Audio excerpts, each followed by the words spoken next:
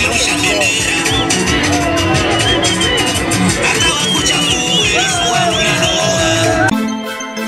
Ni mwendelezo wa mkutano wa Chama cha Demokrasia na Maendeleo Chadema, ikiwa ni ziara ya kitaifa ya operation maalum ya no reform no election, ziara ambayo itachukua siku 48, ikiwa leo ni siku ya 3 tangu ziara hiyo izinduliwe.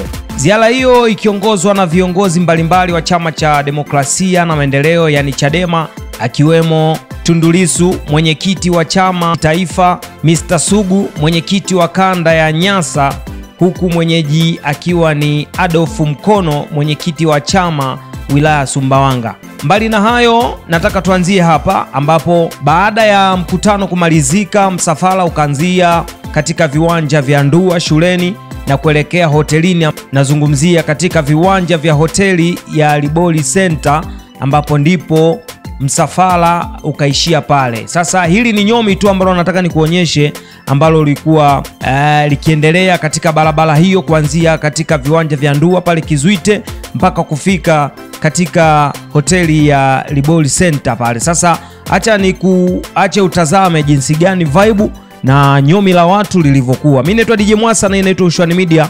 Endelea kulike, kucomment na kusubscribe, utakuwa kwanza kupata video zote ambazo zinatokea ndani ya mkoa wa Rukwa na nje ya mkoa wa Rukwa. Hebu nikuache utazame kwanza ili vibe, alafu baadaye nitaenda kukuletea kila ambacho kiliendelea pale uwanjani. Karibu.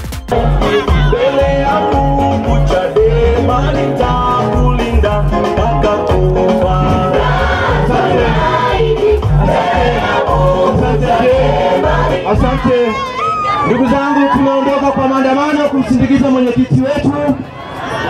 Tunaondoka kwa maandamano. Wale wenye basikeli tutatangulia mbele. Wenye pikipiki